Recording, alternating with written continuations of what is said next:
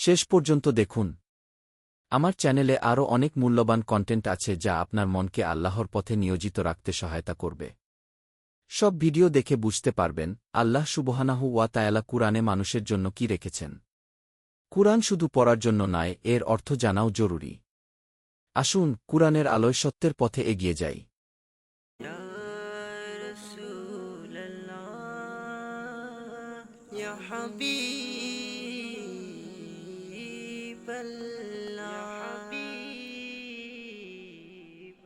মনে বড় আশা ছিল যাব মদিনা, মনে বড় আশা ছিল যাব মদিনা। সালাম আমি করব গিয়ে নবী জি রোজায়,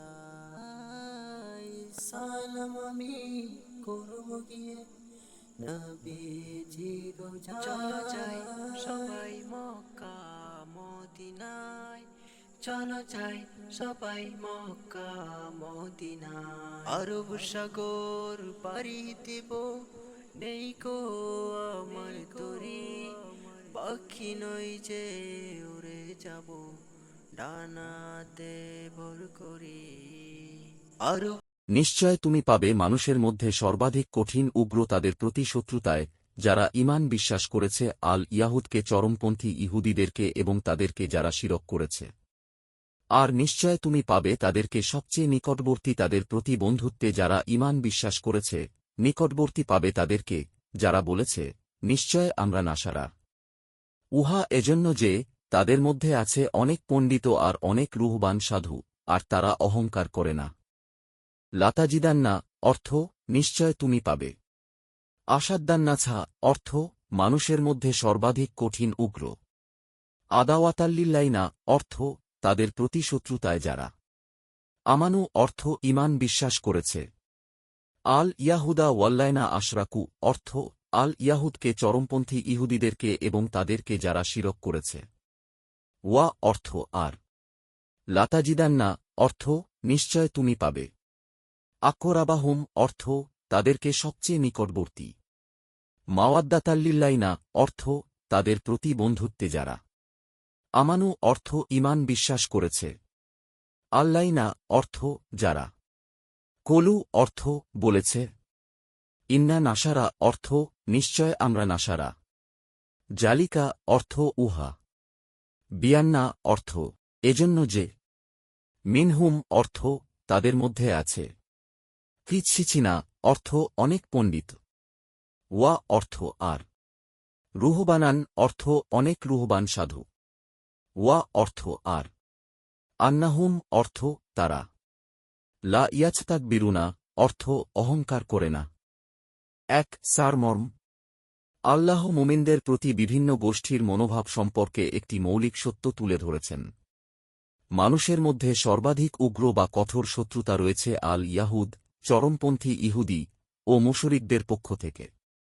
এই দুই গোষ্ঠী ঈমানদারদের প্রতি সবচেয়ে বেশি বিদ্বেষপরায়ণ। পক্ষান্তরে মুমিনদের সাথে বন্ধুত্বে সবচেয়ে নিকটবর্তী সেই গোষ্ঠী যারা নিজেদের নাসারা বলে পরিচয় দেয়। এই নিকটবর্তী হওয়ার কারণ হিসেবে তাদের অভ্যন্তরীণ গুণাবলীকে দায়ী করা হয়েছে। কারণ তাদের মধ্যে অনেক পণ্ডিত, কিসিনা ও সাধু, রুহবানান আছে। এই গোষ্ঠীর একটি প্রধান গুণ হল তারা অহংকার, লা ইয়াচতাকবিরুনা করে না। এই আয়াত মুমিনদের জন্য বাইরের গোষ্ঠীগুলোর সাথে সম্পর্কের ক্ষেত্রে একটি স্পষ্ট চারিত্রিক নির্দেশনা দেয়। ২. সারাংশ। এই আয়াতে আল্লাহ মানুষের সমাজকে তাদের ঈমানের প্রতি আচরণের ভিত্তিতে দুটি প্রধান ভাগে ভাগ করেছেন। প্রথম ভাগ, যারা ঈমানদারদের প্রতি সর্বাধিক কঠিন শত্রুতা পোষণ করে, চরমপন্থী ইহুদি এবং মুশরিকগণ।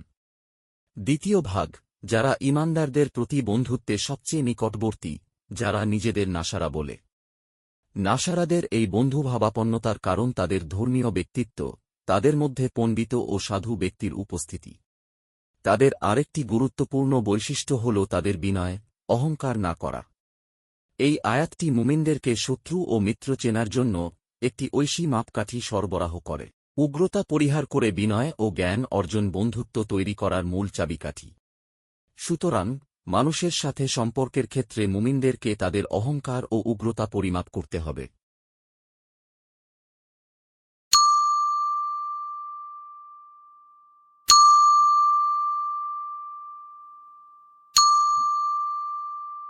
৩. তাৎপর্য।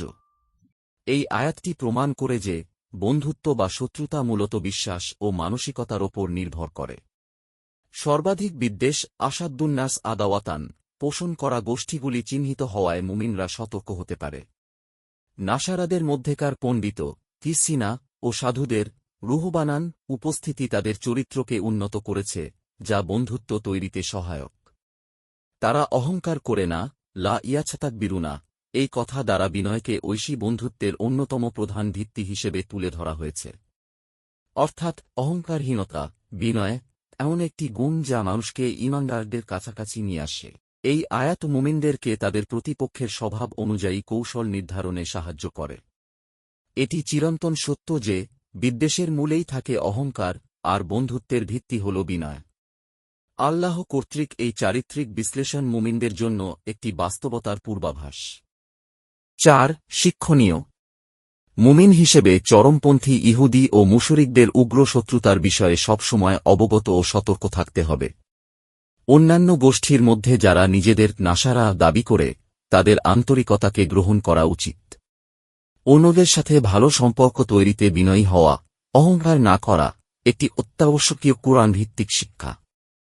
পণ্ডিত, জ্ঞান ও সাধু সাধনা ব্যক্তিরা সমাজে ইতিবাচক ভূমিকা রাখে, যা গোষ্ঠীর আচরণকে প্রভাবিত করে।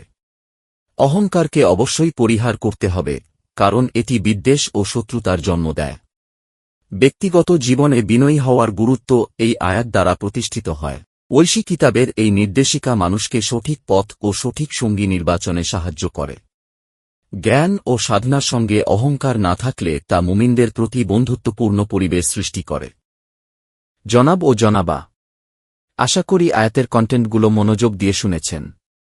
হয়তো আপনার মনে কিছু প্রশ্ন জাগতে পারে, এই আয়াতের বিষয়বস্তু কতটা সঠিক, কতটা গভীর। যদি মনে দ্বিধা বা সংশয় থাকে, তাহলে অবশ্যই একজন আলিমের স্মরণাপন্ন হন, যিনি কুরআন সম্পর্কে সুস্পষ্ট জ্ঞান রাখেন।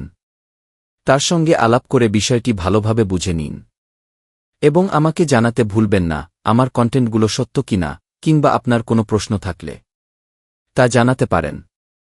দীর্ঘক্ষণ অপেক্ষা করে এই ভিডিওটি দেখার জন্য আপনাকে আন্তরিক ধন্যবাদ। আবার দেখা হবে ইনশাআল্লাহ। ইউটিউবে চোখ রাখুন কি কুরআন থেকে ইসলাম অনুসন্ধানকে চ্যানেলে।